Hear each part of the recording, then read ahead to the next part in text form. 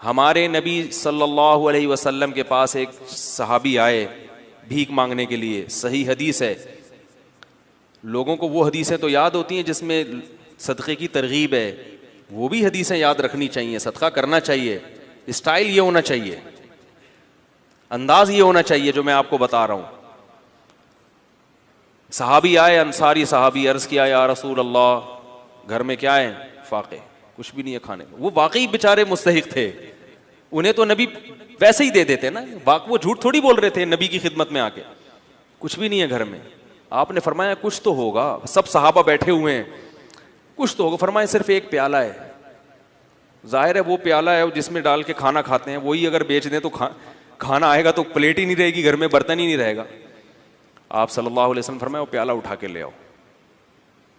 क्या करो? ये हदीस तो प्याले के बारे में, आपने जब किसी को देखना है तो आपने अपने हिसाब से उससे इंटरव्यू लेके, ये नहीं कि प्याला उठा के ले आओ क्योंकि हदीस में आ रहा है। अब क्या है कि रसूलुल्लाह सल्लल्लाहु अलैहि वसल्लम ने उनसे कहा कि जाओ क्या लेकर आओ? प्याला। वो ले आओ उठा। नबी ने उनको तरीका सिखा रहे हैं। कैसा प्यारा आप सल्लल्लाहु अलैहि वसल्लम की तालीम का अंदाज था। आप ये भी तो कह सकते थे भाई उस प्याले को बेचो, ये खरीदो, यूं करो जाओ।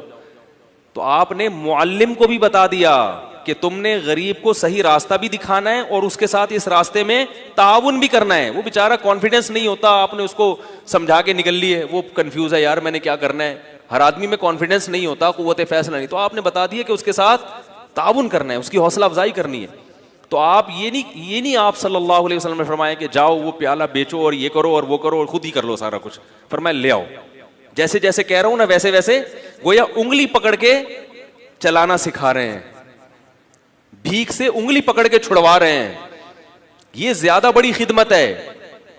अगर आप सल्लल्लाहु अलैहि वसल्लम उन सहाबी को खाना दे देते, सदका दे देते, अगले दिन फिर आ जाते, वो अगले दिन फिर आ जाते, वो तो खाओ खत्म। और थोड़े दिनों में क्या होता, उनकी ज़ौजा भी यही, बच्चे भी यही कर रहे होते। ये भीख ऐसी बीमारी है जो नस्लों में चलती है। खानदानी भिखारी होते हैं बाज लोग, अरे हमारे अब्बा भी यही काम करते थे। ठीक है ना। तो नबी सल्लल्लाहु अलैहि वसल्लम ने फरमाया जाओ प्याला उठा के ले आओ। वो साहबी परेशान है, अब क्या होगा भाई? ठीक है, नबी ने कहा है ले आए। आप सल्लल्लाहु अलैहि वसल्लम ने फरमाया इसे कौन खरीदेगा? हर चीज़ का कोई ना कोई तलबगार होता है। एक सहाबी ने फरमाया 1 दिरहम में ये मुझे दे दें। आपने फरमाया इससे ज़्यादा में कौन खरीदेगा? भाई अब बिजनेस का तो उसूल है ना, सरमाया चाहिए तो जितना ज्यादा सरमाया ले सकते हो। अबे यार भाई बिजनेस का तो उसूल है, हलाल सरमाया है। तभी ये याद रखो इस्लाम ने किसी चीज की कीमत मुतय्यन नहीं की है। नबी ने फरमाया दाउन नास, लोगों को अपने हाल पे छोड़ दो, कीमतें मुतय्यन मत करो। इन्नल्लाह हुवल मुसअ्इर, अल्लाह चीजों की कीमतें खुद मुतय्यन करता है। जिस चीज की कीमत अल्लाह ने बढ़ानी होती है मार्केट से शार्ट कर देगा उसको, जिस चीज की कीमत अल्लाह ने घटानी होती है मार्केट में अल्लाह उसको वाफर मिकदार में फेंक देते हैं। इसलिए असल उसूल यही है कि किसी चीज की कीमत मुतय्यन नहीं है। आप जो अपनी चीज धोखा ना हो उसमें, जिस कीमत पे चाहे बेचें। लोग कहते हैं वो तो फिर इतनी कीमत चीज महंगी हो जाएगी, भाई वो आपसे ना खरीदे, वो साथ वाले से खरीद ले। क्या ख्याल है?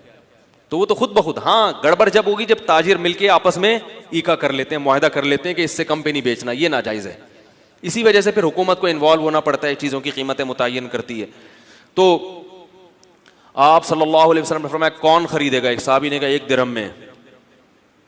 आपने फरमाया कि इससे ज्यादा में कौन खरीदेगा? एक साहबी ने कहा मैं 2 में खरीदूंगा। उससे ज्यादा बोली लग नहीं रही थी। तो आप सल्लल्लाहु अलैहि वसल्लम ने फरमाया इससे ज्यादा में कौन खरीदेगा? सहाबी ने क्या कहा? मैं 2 दिरहम में। 2 दिरहम में खरीदा।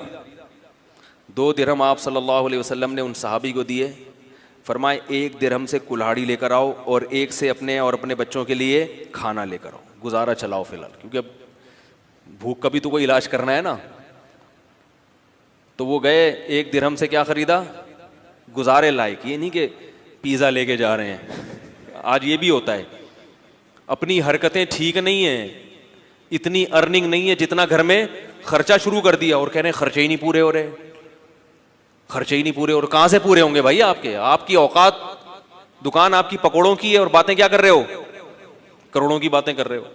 तो अपनी औकात देखकर अपने पांव फैलाओ ना। वो जो भी बेचारों को मिला होगा जौ की रोटी, भाई फिलहाल बेगम, मेरी अपनी आदत क्या है कि मैं अक्सर मैं कभी भी कोशिश करता हूं किसी भीख मांगने वाले को नहीं दूं, इल्ला ये कि जब 100% इत्मीनान हो जाए कि वाकई ये मुस्तहिक है और कुछ कर नहीं सकता, वो एक अलग बात। मैं जब मेरे पास भी लोग कुछ सदक़े वगैरह के पैसे भेजते हैं, कुछ मैं अपनी तरफ से भी सदका करता हूं, तो मैं किसी मजदूर को तलाश करता हूं, क्योंकि ये पता है कि ये बेचारा अगर मालदार होता तो इतनी टफ मजदूरी, बोलो भाई, ना कर रहा हो। ये मालदार नहीं है तो ये मजदूरी कर रहा है। नंबर 2, ये आदमी लालची नहीं है। लालची होता तो मेहनत गड़ा थोड़ी खोद रहा होता, वो रक्षा थोड़ी चला रहा होता। तो ऐसे आदमी को बगैर मांगे दे दो, और सरसरी गौर करो कि ज़कात का मुस्तहिक है या नहीं। अगर लग रहा है तो ज़कात भी दे सकते हैं उसको, नहीं तो सदका तो बहरहाल, सदक़े में तो ये कोई कानून नहीं है, सदका तो मालदार को भी दिया जा सकता है, तो गरीब को क्यों नहीं दिया जा सकता, वो तो और ज़्यादा सवाब है उसमें।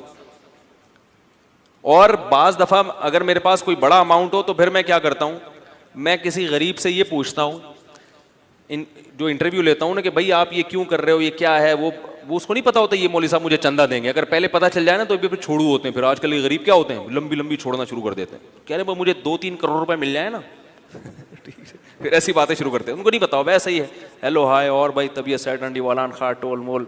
अगर पठान है तो थोड़ा सा पश्तो मश्तो मारी, पंजाबी है तो थोड़ा सा उसमें, और भाई पाण की हाल है तो ठीक ठाक हो। इस तरह की थोड़ी सी गल्ला शल्ला करके तो थोड़ा सा उसको मानूस किया। उसके बाद उससे रिपोर्ट तलब की, और भाई क्या कर रहे हो, घर भर कैसा चल रहा है।